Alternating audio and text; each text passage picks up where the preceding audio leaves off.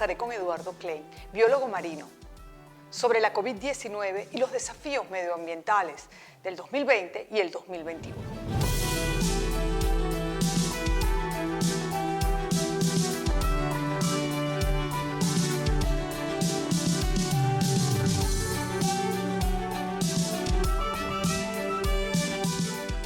Hola Eduardo, gracias por compartir con nosotros desde Australia, pero siempre tan pendiente de los temas medioambientales, el ecosistema marino de nuestro país. Has estado escribiendo permanentemente en redes y has hecho artículos de prensa, lo cual es para nosotros muy importante porque compartes tu experiencia y tu conocimiento con todos nosotros aquí en Venezuela. Hola María Eugenia, muchas gracias por la invitación de nuevo, muy contento de estar aquí contigo en tu programa, en Vale TV. Un canal que aprecio muchísimo y que yo sé que siempre me recibe con los brazos abiertos. Eduardo, la lucha contra la COVID-19 ha exacerbado grandes desafíos para América Latina y para Venezuela en materia medioambiental y en estudios ambientales. Sin duda, este año que comienza el 2021 será muy desafiante en esta materia.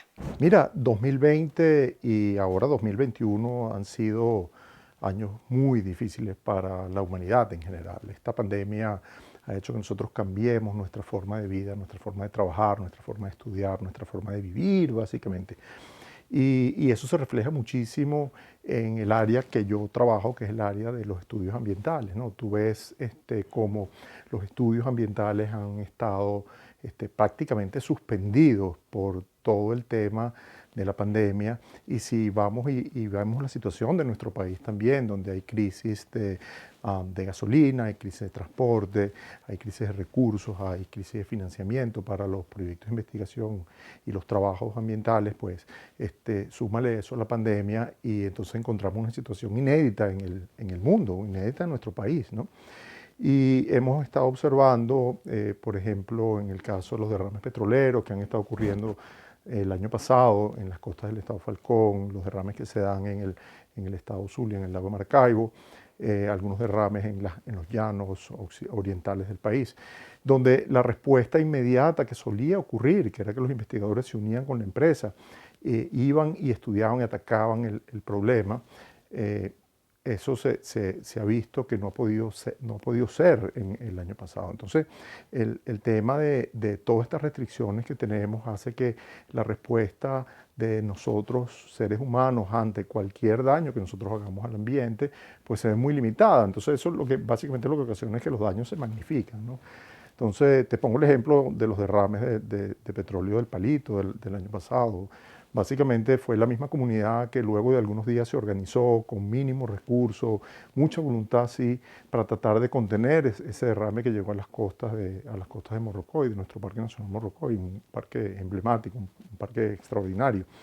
Y después, con sucesivos derrames, fueron los mismos, gente de la comunidad que se acercó.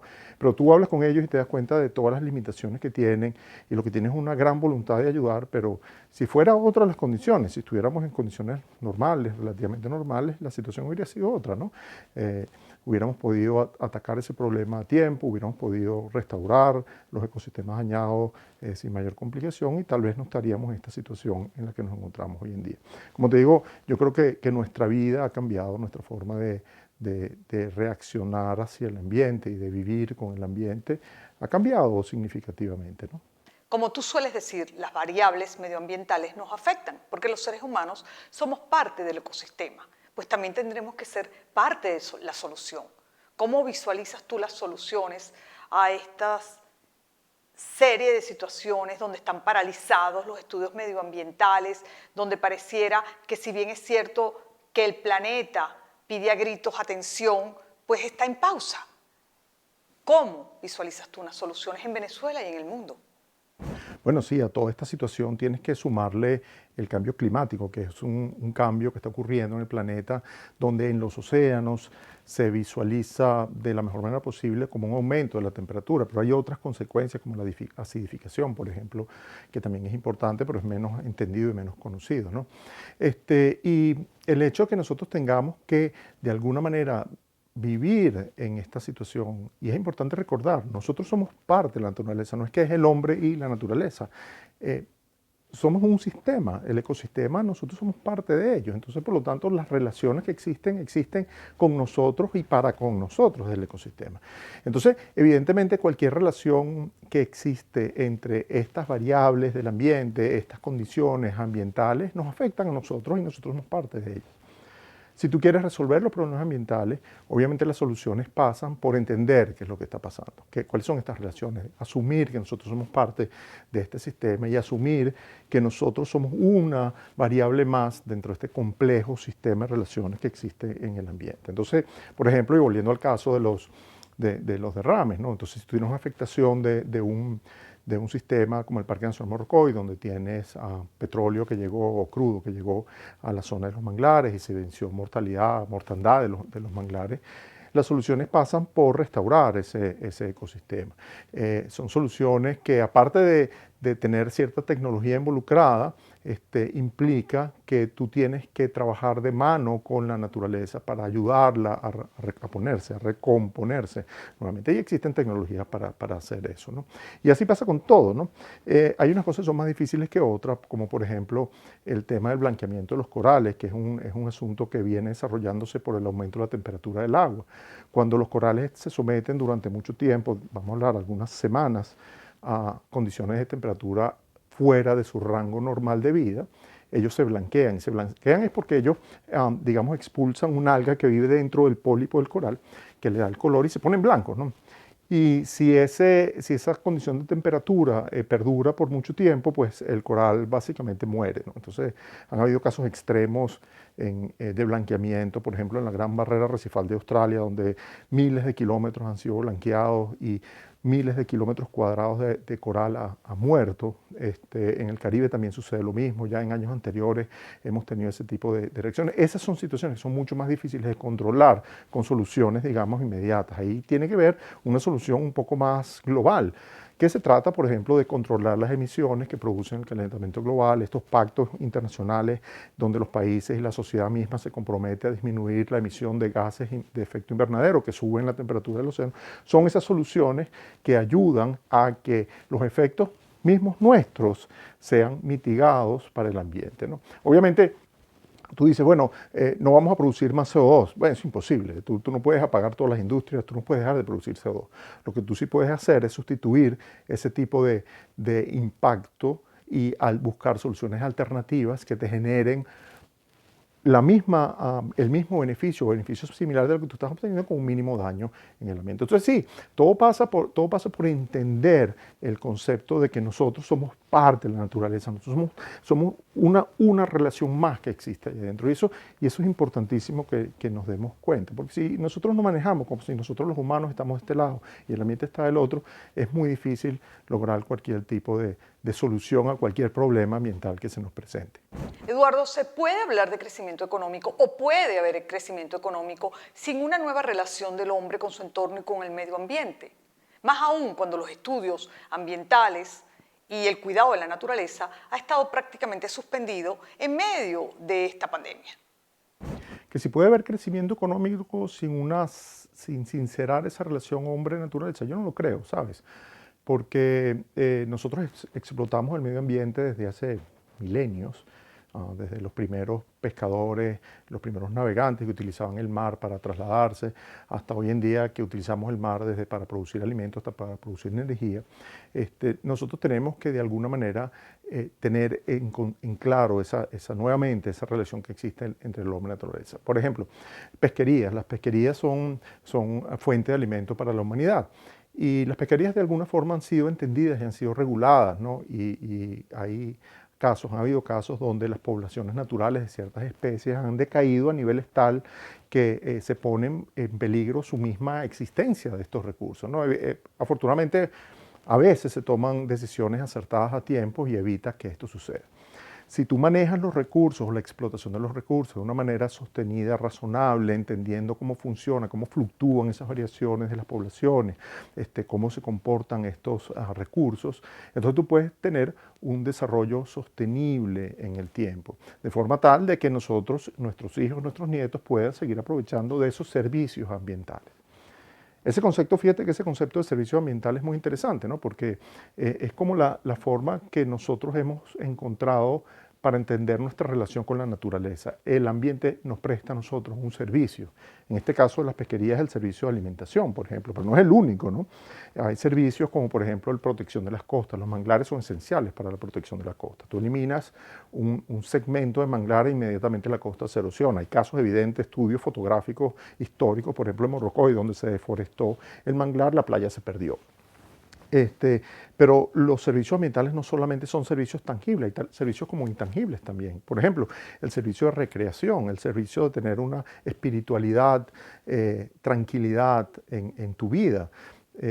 Imagínate vamos a ponerlo de una manera muy sencilla, lo sabroso que es ir a un sitio que tú lo encuentres prístino, que tú lo encuentres bonito, que tú lo disfrutes. Es un servicio ambiental que ese sitio te da. Imagínate tú que te sumerges a bucear en un arrecife coralino que está prístino, un arrecife coralino que está lleno de vida.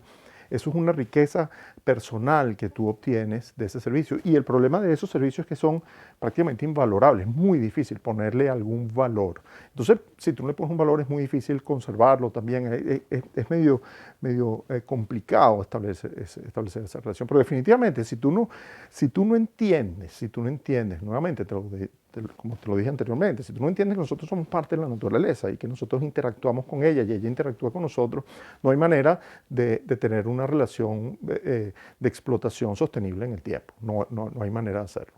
Eduardo, tú siempre insistes en la educación y en la divulgación, y sin duda la educación ambiental es clave para proteger o para cuidar o para preservar o para restaurar los ecosistemas en peligro.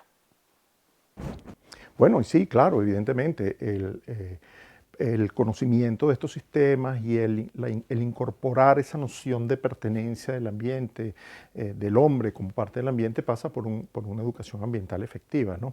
Y no solamente estamos hablando de educación ambiental, de enseñar a la gente de ir a la playa y no tirar basura a la playa. No, se trata de entender nuevamente el funcionamiento de estos sistemas con que nosotros estamos trabajando. Yo pienso que si tú logras inculcar a las personas ese conocimiento, ese entendimiento de ese respeto que tiene que haber por los sistemas naturales, por nuestro ambiente, yo creo que tú logras un sentido de pertenencia y tú cuidas lo que es tuyo, ¿cierto? Entonces, el hecho de que tú empieces a conocer y a reconocer que ese ambiente donde tú te desenvuelves, ese ambiente que tú explotas para obtener algún servicio es tuyo, tú empiezas a cuidarlo, ¿no? Entonces, sí, definitivamente la educación ambiental es fundamental y la educación ambiental tiene que estar impartida a todos los niveles. Por supuesto, estoy muy a favor de que esa educación ambiental empiece a las edades más tempranas, donde tú inculcas a los muchachos ese sentido de pertenencia. Hablamos de educación permanentemente y de sentido de pertenencia. ¿Alguno de esos ejemplos que nos puedas dar sobre la educación como clave de los estudios y de la preservación ambiental? Fíjate, por ejemplo, hay un caso muy interesante de un colega amigo mío que tiene un proyecto en la Guajira venezolana con los pobladores locales y la explotación y la conservación de las tortugas marinas. El programa de educación ambiental está orientado evidentemente hacia toda la comunidad, pero un componente fundamental son los niños, son los muchachos. Y cuando estos muchachos entienden el rol de las tortugas en el sistema natural, el rol del humano en este sistema natural también, ellos se transforman en los vigilantes y tú lo ves como son ellos los que le dicen a los padres, mira, no podemos cazar tortugas o tenemos que hacer esto para conservar o aquello para conservar las tortugas. Entonces, ese sistema de educación ambiental a edades tempranas es muy, muy efectivo. Y nuevamente pasa por lo que yo te digo, ¿no? Es crear una idea y un sentimiento de pertenencia que te va a garantizar la armonía a largo plazo en esa relación, ¿no? Los océanos y los mares son soportes vitales de la humanidad, pero lo han sido históricamente, desde todas las épocas. A veces no comprendemos lo suficiente o no hemos enseñado a los más jóvenes a entender la importancia de nuestros mares y de los océanos y sobre todo de preservar esos ecosistemas, mucho más allá de ir a la playa y no botar basura como tú siempre nos recuerdas. Bueno, y el océano ha sido clave como sostén de la humanidad, ¿no? Desde los inicios de la civilización. Como hablamos antes, pues los civilizaciones antiguas usaban el mar como transporte, obtenían recursos de allí. Toda la época del descubrimiento de los continentes se dio gracias a la navegación, que es el océano, que presta el servicio de soportar el transporte de esa época. Hoy en día naciones enteras dependen fundamentalmente del océano para obtener sus recursos alimentarios. Otros dependen completamente por los recursos turísticos, los servicios turísticos que le proporcionan, porque personas de otros países van a esos países a visitar el océano, a visitar los mares, a visitar los arrecifes de coral, las playas de esa zona, y dejan recursos económicos que le proporcionan crecimiento a esa población. Entonces, definitivamente el océano es fundamental. Nosotros hoy en día, por ejemplo, sabemos que todo el clima de la Tierra está controlado mayoritariamente por el océano, ¿no? Todo este cambio climático, y es la evidencia de lo que está pasando, se está reflejando fundamentalmente en el océano. Y cuando el océano cambia, la Tierra cambia también, porque todo está conectado, ¿no? Entonces, nuevamente, el océano es fundamental. Si nosotros no tuviéramos océano, fuéramos un planeta desierto, yo no sé si habría eventualmente vida, ¿no? Pero el océano está allí, el océano tenemos que entenderlo, el océano tenemos que conservarlo, tenemos que manejarlo con cuidado, tenemos que saber cómo obtener de él sus servicios para que el océano esté allí para, como digo, para nosotros y para las generaciones futuras, ¿no?